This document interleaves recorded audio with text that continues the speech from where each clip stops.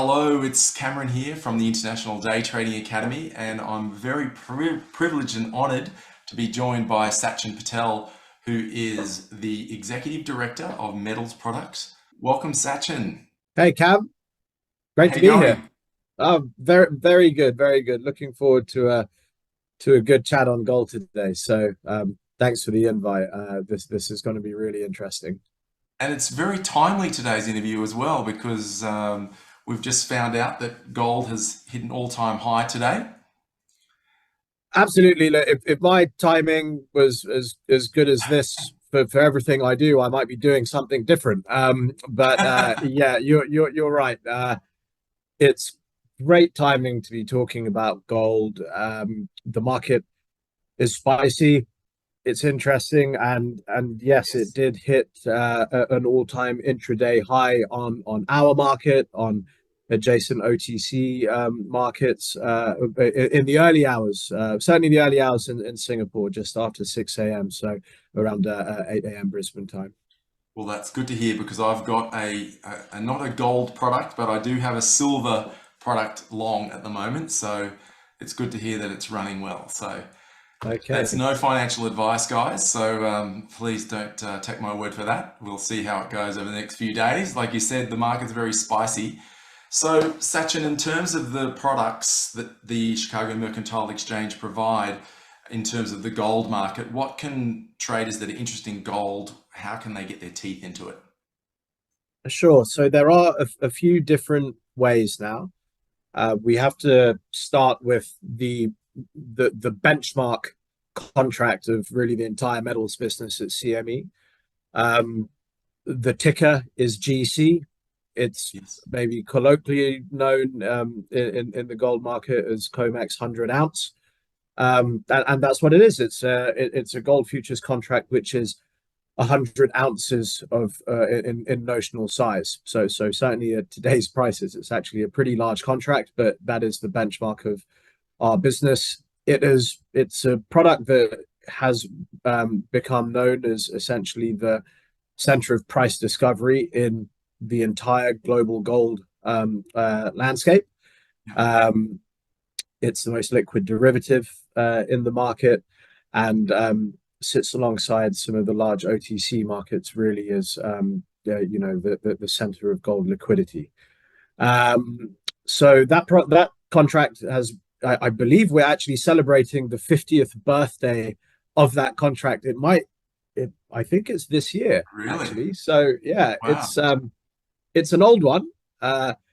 Fun fact: it's not as old as a metal that you just mentioned, which is silver. That's existed since the 1930s. But yeah, COMEX Gold, 100 ounce, benchmark of our business. Well, Uh, yeah, that the sounds right. Well, that 1973, I think wasn't that when the gold standard was introduced, or anyway, getting political there, but I remember there was around in the early 70s, gold was the standard for the US quite dollar. right. Yeah. Yeah. So Um, so that's really the largest product in our business, and I would say the most well known. However, there's more. yes. Uh, as mentioned, 100 ounces of gold is quite a lot now. So we have smaller size contracts. The next in order of liquidity is something that we call micro gold. It looks, feels, and smells almost identical to the 100 ounce contract, apart from its 10 ounces as opposed to 100. So, 10th of the size, micro gold, that would be MGC. Yes. That is similarly enjoys really phenomenal liquidity. It trades, upwards of 50,000 contracts a day. Um, and then the final gold future that we have is something that actually kind of sits in the middle, and that would be what we call mini gold, and that is a 50 ounce contract. So different products, all representing essentially the same underlying gold price, and just a difference in the actual contract size. So the most traded contract is the 100 ounce. Correct. So this year so far, the 100 ounce trades just pretty much 250,000 contracts on average every day. And that's huge amount of liquidity. So It is. in the It's market is as I said, it's the largest gold market in the world. That's north of 50 billion US dollars equivalent of notional that is turning over daily. So by quite some distance, the biggest gold product we have, the biggest metal product that we have at CME. And then, yeah, behind that would be the micro gold, which is this year doing just a little bit over 60,000 lots per day. So another contract which really enjoys exceptional round the clock liquidity. brilliant. And for those people who have never traded futures before and are interested to get involved in trading the gold market, can you talk a little bit about how the market moves? For instance, what's the smallest increment the gold market can move in terms of price, and how much is that worth on each of those contracts? Yeah, absolutely. So just taking 100-ounce and the 10-ounce contract, the smallest Yes. increment in price that they would move is 10 cents per ounce. Right. So $0.1 per ounce. So that would give a tick size of $10 for the big, and then a dollar for the micro. Right. Yeah. So that makes sense, doesn't it? So for somebody who just wants to say get a trade which is worth, they want to get $1 of price movement on gold, it would be either worth $100 on the 100-ounce contract, the GC contract, or if they're trading the micro version, it would be $10. Yeah. Right. Oh, that's good. That's a good thing to know. Very important to understand those basics. And in terms of the trading times, when is the majority of trade concentrated on both the contracts? Sure. Gold, out of, again, looking at the entire universe of CME products, not just metals, but some of the other asset classes. Gold has a really, really consistent liquidity profile across the trading day.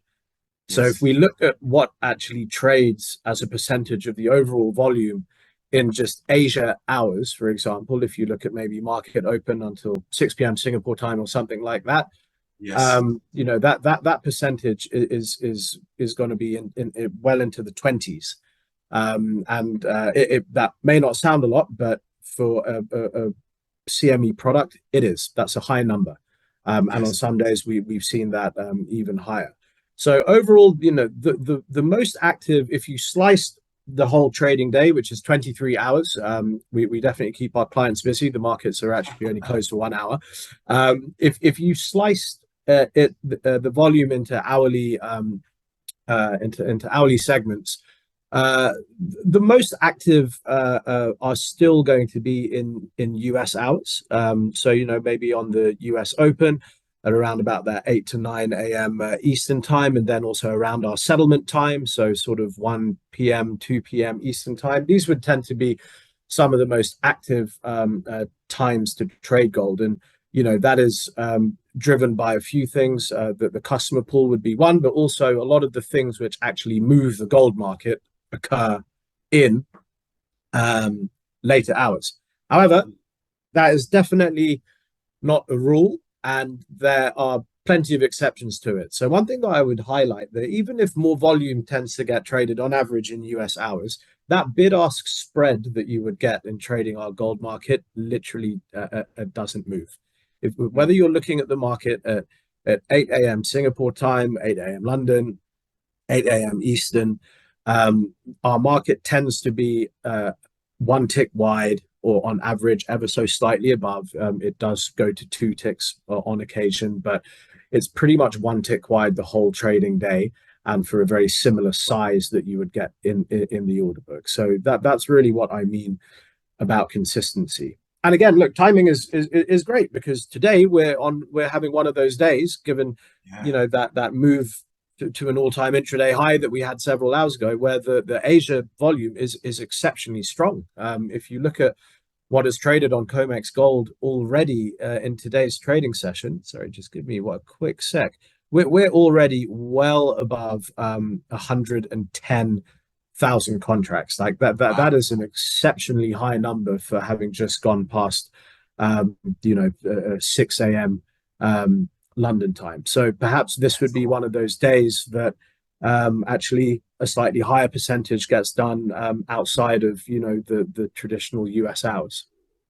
Yes, I know that a lot of our traders trade the Asian Open. Singapore Open is a very popular time, and gold always has fairly good liquidity. And I think at the moment, I haven't been following the statistics recently, but it seems like more and more people are flocking to these markets, flocking to the CME markets and trading and all the different products, but especially the gold products at the moment. Gold has definitely, we've seen a big move over the last few months. There's been some nice volatility in that market. For sure. CME is quite blessed in having several different asset classes and being extremely strong in all of them, really. And markets are cyclical, as we all know, and sure, the gold price will go through times of maybe not being overly interesting, but for us as a business, it's imperative that we set up our market so that we can really capitalize when the story does get interesting. And it's really great to see some early evidence of that in the current moves. Yes, absolutely. And also, Sachin, with the evening times, like if anyone wants to stay up and trade the US open markets, there used to be, I know the gold obviously used to be traded on the open outcry on the floor trading back in the day, and I think it used to be opened at I think it was 8:20 a.m. Or in Eastern time. Is that true? Does that have any crossover anymore? Is there any tradition about that time frame at all, or is that gone now with all the electronic trading we do? Yeah, it's so again, as it happens, activity in our gold market at around that time, the old historical floor opening time, is probably likely to be pretty strong, but not for the reason of the floor, because there is none anymore. The COMEX floor was closed several years ago, by 2014, 15, sometimes around then. Yeah. So again, activity around that time is probably more linked to the fact that interesting stuff happens. An NFP is going to come out at 8:30 a.m. New York, and other data releases, inflation print, stuff like that. So yeah, the liquidity is almost entirely electronic. CME does have essentially an execution venue for off-screen activity, so you can trade block trades on a kind of bilateral basis, which is typically maybe where you see some larger trades go through in the institutional space. But if you look at a product like COMEX Gold, well over 90% of volume is going to be traded electronically, and that percentage may even be considerably higher, over 95.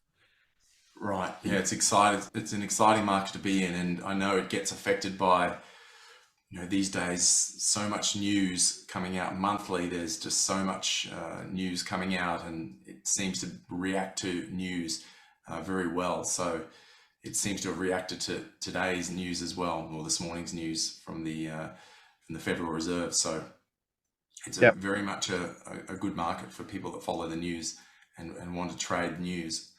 In terms of the proportion of retail traders as opposed to like commercial producer type traders, where can people find out information about that? Like who's mainly dominating, or who's not dominating, but who's mainly trading in these markets for people if they want to do that research? Where can they find that? Sure. Great question. No exact science to this, honestly, but one thing that I would point traders towards is the Commitment of Traders report, which is released weekly. and that will give a breakdown of essentially what segments are holding the open interest. So it's definitely a lot more difficult to get an idea of the daily turnover in terms of what segments are doing what, but publicly available data from the Commitment of Traders report will show you who is actually holding open positions. Now, the great thing about the COT report is that several years ago now, they started to publish this in a much more granular fashion in terms of how they view segments. And for commodities and for something like gold, they have a few different segments. So you've got managed money, which would typically represent hedge funds, asset managers, Yes. firms who are essentially managing external capital. You have swap dealer. Swap dealers tend to be the banks who are wearing positions in markets, quoting and trading, and then subsequently hedging client flow, things like that. You have a segment called producer, a little bit misleading. Producer doesn't mean only producers. It essentially means the physical market, so customers that would have an underlying physical exposure to gold. And then these two other bits, which sound very vague, but I'll try and elaborate a bit on them. Other, and it's basically two types of other segment, and the first other segment are companies that haven't been classified into any of the previous segments, but who hold a position in excess of the reportable limit for gold futures. And then the last other section is Yes. the same, but people who hold a position less than the reportable limit. So Right. that is what the report breaks down the open interest into. And just going back to the actual question on retail, my opinion is that this other section and below the non-reportable limit would tend to be smaller types of traders, individual investors, the retail segment. Because you can probably make an assumption that the majority of retail traders would probably not be holding in excess of the gold reportable limit on COMEX Gold Futures, which I believe is 25 lots. So perhaps that would give you an idea of how much positioning is being held by that type of segment. So yeah, Commitment of Traders report. There's a wealth of information in there, and I think it's always an important thing to keep tabs on. Yeah, I know a lot of traders that use it longer term just to following the flows and find it very interesting. But it's once again, it's great data that the exchange provides for traders to access. So just another great service that's provided there. So a lot of transparency, and I think that's what people are waking up to these days, is being able to trade in direct to the exchange, transparent markets, and it's a, and with all the different options now, the accessibility is far easier for the average ordinary person. So it's a great opportunity to get involved in the markets. It's highly regulated, transparent, and you get very clean data, clean price data, and that's why we recommend our traders to trade the futures products with the CME. In other products that the CME provides, Sachin, options as well for any of the options traders out there that are interested. Can you tell us a little bit about the options products and how that works? Absolutely. Really exciting area for us. Our gold options products have had a lot of product innovation over the last couple of years, and are really showing some pretty excellent growth this year in terms of overall volumes. So I've gone through the futures suite that we have, 100 ounce, 10 ounce being the main ones. So Yes. we have options contracts, which they are options on futures. So we have a set of options, which are options essentially on the 100 ounce contract. And we actually very recently launched options on the micro as well. So we actually have options on the big contract and options on the smaller size contract. Again, we have some of these options products that have been around for considerably longer than others. So the standard gold standard. Forgive the pun, that's awful. But the benchmark options product that we have had historically is a monthly expiry. So it would expire towards the end of any given month. Right. And those are continue to be the most liquid in terms of daily volumes. I've just got this next to me. So in our entire gold options suite this year, we trade around about 66,000 contracts per day, and of which 50,000 are actually in the monthly expiry. Right. Now, the innovation in the option space really, and it will sound quite simple, and I guess it is, but it's hugely important in markets these days, is adding new expiries. So monthly expiry, of course, it's not the most flexible type of product, especially if you're looking to get very granular in terms of trading around perhaps a particular event or date release or something like that. So gradually over the years, we have introduced weekly options, and these started with Fridays. So that, I believe, was back in 2016. We listed options that expire every Friday. So you had 4 Fridays going forward, and then that monthly expiry. Right. Fridays took a little bit to get off, to get traction, but they did, and are now definitely the most liquid weekly expiry that we have. And subsequently, we have launched Mondays and Wednesdays last year. They took off considerably quicker than the Fridays. Right. And then just this year in January, we completed the set. So Tuesdays and Thursdays.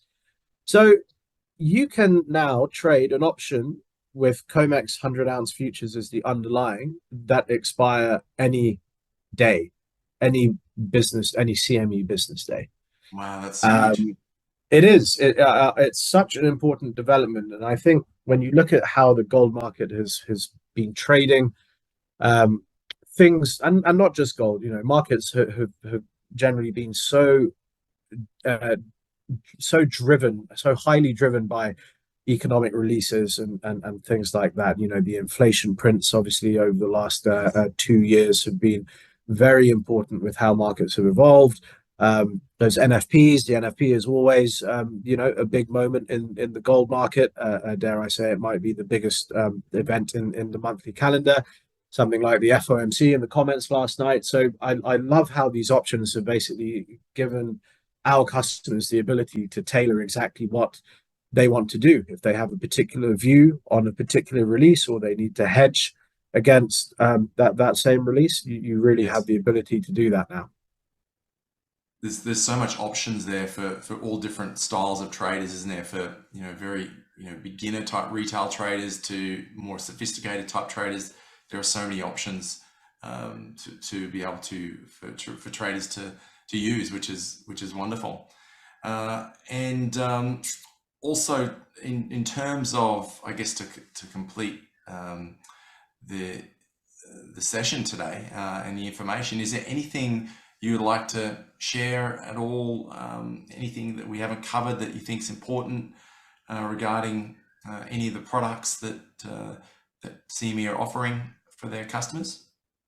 Yeah, look, gold has always been really the most popular product and the largest product in our metals suite. But it's great to be part of a business that can offer so much more than that. So gold is something that is in the news on a relatively regular basis. It's quite easy to sort of follow what's going on, where prices are, is commented on and written about a lot, and is such a large market. The adjacent precious metals markets that we have, though, provide really interesting exposure on somewhat correlated products, but which have sort of a different feel, a different set of underlying fundamental drivers, and I think they're definitely worth mentioning. So customers are aware of exactly what we have. So of course, following gold would be silver. Things which tend to move gold tend to move silver as well.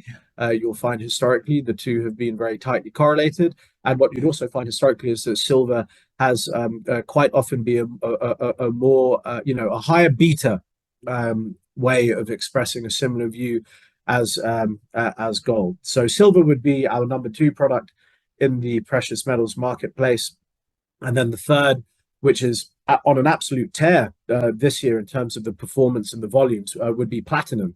Right. Again, platinum it's something that would exhibit a fairly strong level of correlation with something like gold or silver historically, but is really Yes. starting to become fundamentally a fairly different commodity. It's a much more industrial driven commodity in terms of what it's used for, as opposed to something a bit more monetary and investment linked like gold. Yes. And platinum is well worth mentioning. As I mentioned, our business is performing extremely well this year. We actually had our highest volume day ever in CME Platinum Futures just a few days ago. I believe it was Oh, Monday or really? Tuesday. Yeah, and it's certainly getting a lot of a lot of attention from our clients that maybe historically have only looked at maybe the better known products like Yes. gold and silver. So yeah, I love the opportunity to highlight the other two, which also demonstrate a really high and that consistent level of liquidity, but would offer slightly differentiated plays on a particular theme. In general, as a business, we don't try and do too much, and what we do in terms of new products and innovation, is quite selective, and we want to make sure that we're onto an idea that really serves the market. So yeah, that's really the rest of the liquid part of the precious metal suite at CME. Brilliant. Thank you, Sachin, so much for your time and your knowledge. And if anyone wants any more information on the CME products, you can just head to the CME website, cmegroup.com. They've got all the products, all the specifications on any of the products. And yeah, thank you so much, Sachin, for joining us today and sharing us all your wisdom and knowledge around the gold market. And I think it's going to be a wild ride in the metals market for the next couple of years. There's lots of political uncertainty, elections, wars, all sorts of stuff, and generally gold is such a popular market around these times. So get on Thanks board, for having guys. me. It's real pleasure. Would love to do it again down the road. I agree with you that things are looking, as I've said before, spicy in metals at the moment. There are a few different stories, whether it's precious metals, Yeah, industrial metals like copper or aluminium, and yeah, there's plenty to get stuck into for your members and clients. So thanks a lot for having me, Cam, and good luck out that'll there. be that'll be the next time, Sachin. I think will be something on lithium probably or something like that. Oh well, lithium. I didn't mention it, but that has been a real darling new product for CME. It is new. We only launched it in 2021. It took really until last year to get going, but when it got Right. going, it really got going. So Okay. I could talk your ear off We'll talk about that next time. about lithium maybe for next time. Yeah. Great stuff. Thanks, Sachin. Cheers. Thanks, everyone. We'll see you soon. Bye bye. Bye.